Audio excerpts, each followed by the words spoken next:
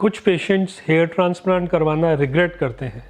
वो क्यों करते हैं रिग्रेट? हेयर ट्रांसप्लांट अगर आप करा रहे हैं, आपकी अनरियलिस्टिक एक्सपेक्टेशंस हैं, आपके सर्जन ट्रेन नहीं है, एक्सपीरियंस नहीं है, और आपके रिजल्ट्स इस वजह से जो आते हैं, अगर वो अननेचुरल आते हैं या स्कारिंग ज़्यादा होती है या इन्फेक्शन होता है, तो डेफिनेटली आप रिग्रेट करते हैं कि आपने हेयर ट्रांसप्लांट क्यों करवाया। कुछ कॉमन मिस्टेक्स होती हैं जो हो जाती हैं, जिसकी वजह से आप इवेंचुअली रिग्रेट करते हैं कि आपने हेयर ट्रांसप्लांट क्यों कराया। उसे हम 3 कैटेगरीज में डिवाइड कर सकते हैं: before procedure, during procedure and after procedure.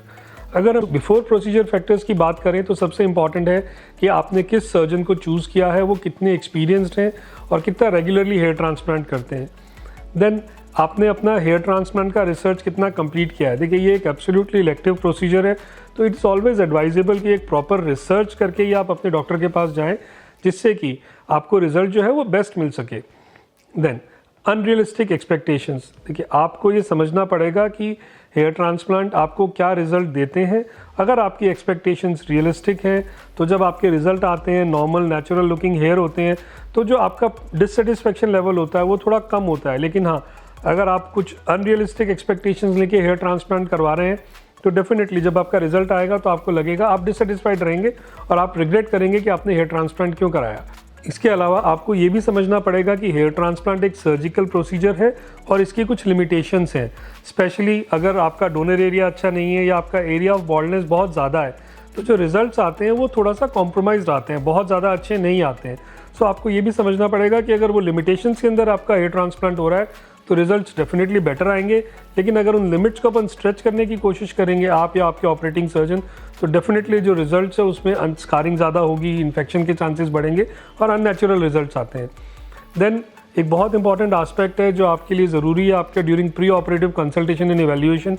कि आप अपनी मेडिकल हिस्ट्री डिटेल में अपने ऑपरेटिंग सर्जन को, अपने हेयर ट्रांसप्लांट सर्जन को, अपने प्लास्टिक सर्जन को बताएं, सो दैट वो उसके हिसाब से आपका ट्रीटमेंट एडवाइस करेंगे, उसके हिसाब से आपका ट्रीटमेंट प्रोटोकॉल प्लान करेंगे, सो दैट इन्फेक्शन का रिस्क मिनिमाइज हो, प्लस स्कारिंग भी वो कैसे मिनिमाइज कर सकें, और जो हेयर लॉस होने की पॉसिबिलिटी रहती है because of your medical condition, उसको भी रिड्यूस करके रिजल्ट्स मैक्सिमली नेचुरल अचीव कर सकें। थोड़ा सा जो भी ड्यूरिंग सर्जिकल प्रोसीजर जो भी कुछ फॉल्ट्स होते हैं, उसकी वजह से कैसे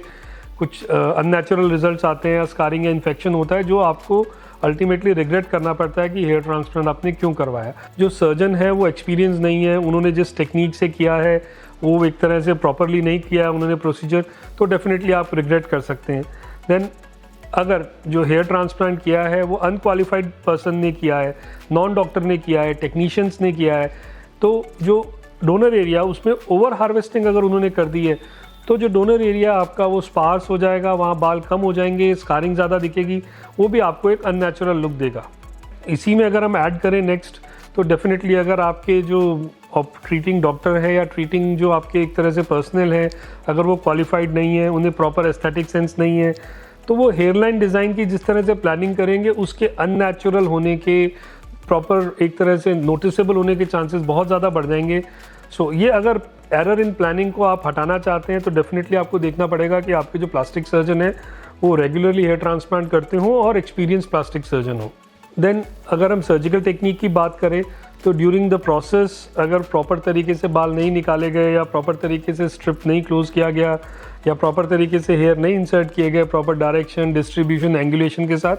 तो भी डेफिनेटली एक अननेचुरल रिजल्ट आता है, जो कि आप बाद में रिग्रेट करते हैं कि हेयर ट्रांसप्लांट क्यों करवाया। देन आफ्टर प्रोसीजर कुछ चीज़ें होती हैं जो आपको मेंटेन करनी है। सबसे पहले एक प्रॉपर हाइजीन। अगर आप हाइजीन प्रॉपर स्कैल्प की मेंटेन नहीं करते हैं, हाइजीन पुअर रहती है, तो जो ग्राफ्ट है उनका लॉस होने के चांसेस बढ़ जाते हैं और जो आपका रिजल्ट है वो पुअर आ जाता है, एंड देन आप रिग्रेट करते हैं कि मैंने क्यों करवाया हेयर ट्रांसप्लांट। देन अगर आपको कोई मेडिकल इलनेस है जैसे डायबिटीज़, और अगर आपने अपने डॉक्टर को नहीं बताई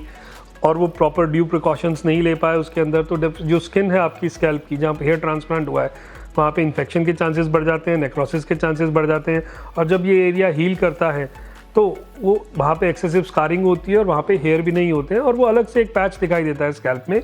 जो कि अननेचुरल लुक देता है। सो अगर आप इन सब फैक्टर्स को दिमाग में रखते हुए अपना हेयर ट्रांसप्लांट प्लान करते हैं, एक एक्सपीरियंस हेयर ट्रांसप्लांट सर्जन से, प्लास्टिक सर्जन से करवाते हैं, एक वेल इक्विप्ड क्लिनिक में कराते हैं, तो डेफिनेटली